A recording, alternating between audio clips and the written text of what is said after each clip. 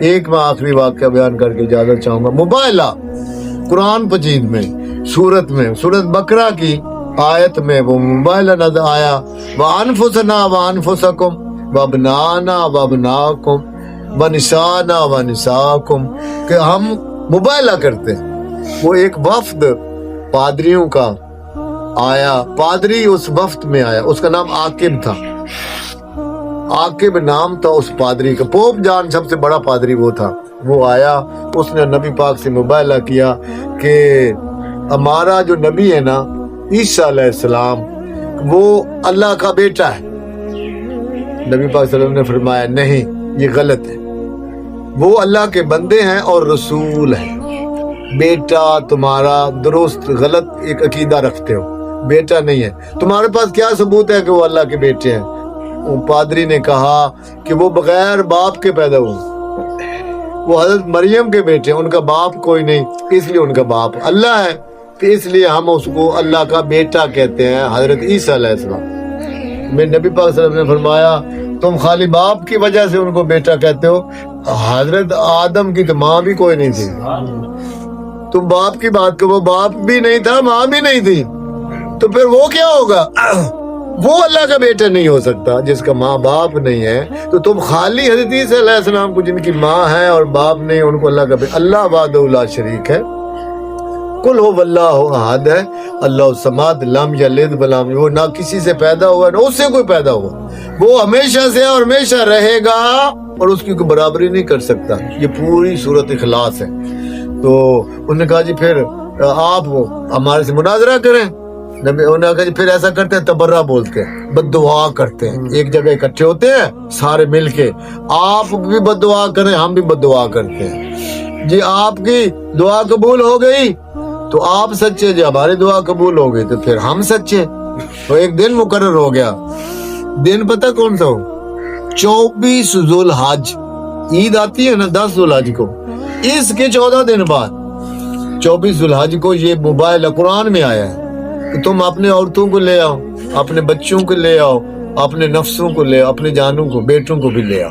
ایک جگہ پہ اکٹھے ہو کے بدعا کرتے ہیں, ہاتھ اٹھاتے ہیں رب کی بارگاہ میں. اور جو بچ گیا وہ سچا, جو مر گیا وہ جھوٹا, جس پہ عذاب آ گیا وہ جھوٹا, جو بچ گیا وہ سچا. آ جاؤ لے آؤ, تم بھی اکٹھے ہو جاؤ, ہم بھی اکٹھے ہوتے ہیں. آپ وہ 24 ذوالحج کو سارے اکٹھے ہوئے ایک میدان میں, 7000 عیسائی اکٹھے ہو گئے, 7000. اور ادھر صرف میرے نبی 5 تن پاک.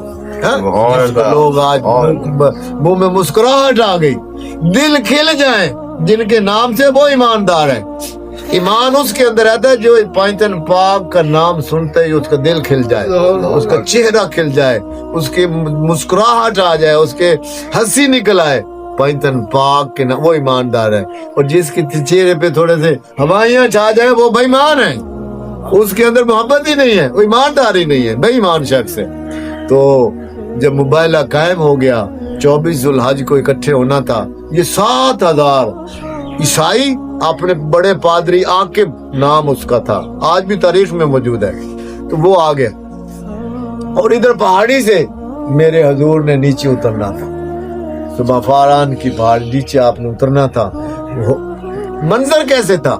حضرت امام حسین چھوٹے تھے, حضور نے گود میں اٹھایا. حضرت امام حسن پاک چلنے کے قابل تھے, انگلی سے پکڑا ہو, ایک ہاتھ میں بیٹا ہے سینے سے لگایا ہوا امام حسین پاک علیہ السلام کو, اور امام حسن علیہ السلام کو انگلی سے پکڑا ہوا. حضرت اما فاطمہ تو زہرا سلام اللہ علیہ آپ کی پشت کے پیچھے پردہ تھا نا, پردے کے پیچھے آپ نے پیچھے رکھا, ان سے پیچھے حضرت علی کو رکھا.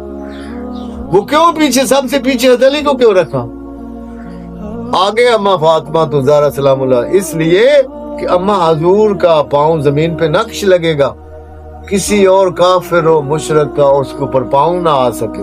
حضرت علی پاک کا پاؤں جب اس کے اوپر آ جائے گا تو وہ نشان مٹ جائے. ان سے کہا تھا کہ آپ نے ایسے پیر رکھنا ہے کہ وہ نشان بھی باقی نہ رہے, میری بیٹی کے زمین کا نقش بھی کوئی نہ دیکھ سکے, جس کی جبریل بھی حیا کرتا ہے. آپ کے گھر میں نہیں آ سکتا جب تک اما فاطمہ تو زہرا آپ کے گھر میں تشریف. تو جب سارے وہ اکٹھے ہو گئے مباہلہ کے لیے, 7000 عیسائی اس نے کہا بھائی وہ بندہ یہاں میدان میں کھڑا ہو جس نے ماں کے پیٹ سے لے کے آج تک جھوٹ نہ بولا، وہ ادھر موبائل میں کھڑا ہو یہاں اس میدان میں۔ تو سارے کھسکنا شروع ہو گئے، صرف 3 بندے بچے جنہوں نے جھوٹ نہیں آج تک، وہ 3 رہ گئے۔ ادھر نبی پاک صلی اللہ علیہ وسلم جیسے نیچے اترے تو وہ جو پادری تھا اس نے فوراً ہاتھ کھڑے کر لیے، بھائی ہم ہار مان گئے۔ 7000 سے کہا بھائی ہم نے جو ہار مان لی، ہینڈز اپ، ہم نے کر لیا، ہم اس نبی کا مبالہ نہیں کر سکتے، مقابلہ نہیں کر سکتے۔ انہوں نے کہا اتنی جلدی ہار مان گیا ہے، ابھی تو بات ہی نہیں شروع ہوئی، دور سے دیکھ کر ہی تو نے ہار مان لی۔ اس نے کہا جو میں دیکھ رہا ہوں تم نہیں دیکھو۔ وہ اہل نظر تھا، وہ پادری ایسے نہیں تھا، سب سے بڑا جو پادری تھا اس کو اہل نظر رب نے کرشمہ دکھانا تھا۔ وہ کہتا ہے میں آنکھ سے دیکھ رہا ہوں یہ جو ہستیاں آ رہی ہیں نا، جبریل علیہ السلام نے، میں نے پہلی مرتبہ دیکھا اپنے پر بچھا دیے ان کے قدموں کے، سبحان اللہ، بے شک وہ ان کے پروں کے اوپر چلتے آ رہے ہیں، نہ پتھروں پہ نہ روڑوں پہ نہ ایسے ٹینوں کے اوپر سے نہیں چل کے آ رہے، یہ جبریل پر بچھا کے کھڑا کہ ان کے قدم میرے پروں پہ لگے تو میں بھی بڑا ہو جاؤں۔ وہ متبرک ہونے کے لیے اپنے پر نیچے بچھایا، میں آنکھ سے دیکھ رہا ہوں۔ پھر اس نے جو آخری بات کی وہ سب نے اس کو چھپا دیا، وہ بات تو بتاؤ وہ جس سے تم ہار مان گئے ہو۔ اگر وہ ہاتھ اٹھا دینا جتنے ہم جو عیسائی ہیں نا یہ سارے فرمایا غرق ہو جاتے۔ میرے نبی پاک صلی اللہ علیہ وسلم نے فرمایا، صحابہ نے پوچھا کہ حضور اگر مبالہ ہو جاتا، اگر آپ ہاتھ اٹھا دیتے تو پھر کیا ہوتا؟ فرمایا وہ جو موسیٰ علیہ السلام کے دور میں بندر بن گئے تھے نا، یہ سارے عیسائی ریچھ اور بندر بن جانے تھے۔ اگر میرے ہاتھ اٹھ جاتے نا یہ سارے عیسائی دنیا میں تھے، عیسائیت ختم ہو جاتی، فنا ہو جاتے، اور یہ ریچھ اور بندر بن جاتے، خنزیر اور بندر۔ خنزیر اور بندر کی حضور نے حدیث فرمائی ہے کہ یہ بندر اور خنزیر بن جاتے، پورے عیسائی جتنے یہ پورے اسلام کے اندر ہی، پورے کائنات کے اندر کہ جتنے عیسائی تھے یہ خنزیر اور بندر کی شکلیں تبدیل ہو جائیں۔ اس لیے وہ بھاگ گئے۔ اس نے کہا کہ ہم جو ہے نا ہاتھ مقابلہ نہیں کر سکتے، ہم مبالہ نہیں کریں گے، اور جو اصل بات تھی وہ اس نے چھپا کے رکھی۔ پھر اس نے سے پوچھا کہ عاقب تم بتاؤ اور کیا بات تھی جو کہا کہ میں دیکھ رہا ہوں تم نہیں دیکھ رہے؟ ایک تو میں نے جبریل علیہ السلام کو ان کے قدموں کے نیچے پر بچھاتے ہوئے دیکھا، دوسری یہ بات کہ رب تعالیٰ عرش پہ آواز دے کے پوچھ رہا تھا کہ فرمایا جبریل میں تعارف کراؤں یہ موبائل میں کون لوگ ہیں؟ وہ جبریل بھی جانتا ہے، رب بھی جانتا ہے، لیکن پھر بھی وہ گفتگو فرما سن، فرمایا ہوم فاطمہ تو رب تعالیٰ نے اپنے کلام کا آغاز اما فاطمہ تو زہرا السلام اللہ علیہ کے نام سے، ہوم فاطمہ تو وہ میری فاطمہ ہے۔ فرمایا وہذا ابوہا، ابو کہتے ہیں والد کو، نبی پاک صلی اللہ علیہ وسلم نام نہیں دیا، وہذا ابوہا یہ اس کا ابو ہے، وہ جو آگے آگے چل رہے ہیں نا وہ اس کا ابو ہے، وہ جو پیدل چل رہے ہیں، ایک بچہ گود میں اور ایک نیچے ہے، وہذا بنوہا یہ ان کے بیٹے ہیں، وہ جو سب سے پیچھے ہے نا وہذا بالوہا وہ اس کا خامد ہے، وہذا بالوہا وہذا ابوہا وہذا بنوہا۔ نبی پاک کو کہا کہ یہ ان کے باپ ہیں، امام حسن حسین پاک کی ذات سے کہا کہ یہ ان کے بیٹے ہیں بنوہا، اور نبی پاک سے کہا کہ وہذا بالوہا یہ ان کے خامد ہیں، شوہر ہیں۔ تو یہ رب تعالیٰ تعارف، وہ کہتے ہیں پادری کہ میں وہ آواز کون سے سن رہا ہوں؟ رب کی آواز سن رہا ہوں، وہ جو یؤمنون بالغیب تھا نا، جس کو ہمیں غیب پر ماننے کا ایمان تھا کہ وہ ہم غیب سے اللہ کو مانیں گے، وہ ظاہر ہو گیا ہے۔ ان صورتوں میں رب ظاہر ہو گیا، پانچتن پاک کی صورتوں میں میرا رب ظاہر ہو گیا ہے، اس لیے فرمایا ایک اور بات بھی ہے وہ میں تمہیں بتاؤں، یہ اس پادری نے کہا، ایک تو کہا کہ رب جو غیب تھا ان پاک پانچتن پاک کی صورتوں میں ظاہر ہو گیا، دوسرا جبریل علیہ السلام کو ان کے قدموں کے نیچے میں نے پر بچھاتے ہوئے دیکھا، یہ میری آنکھوں نے دیکھا تم نے نہیں دیکھا، ایک اور بات کہوں جو اس سے بھی اعلیٰ ہے، آپ کو بھی خوشی ہوگی، آج کی ریکارڈنگ میں یہ دنیا میں آج تک کسی نے بات نہیں کی جو میں آپ سے بات کرنے لگا۔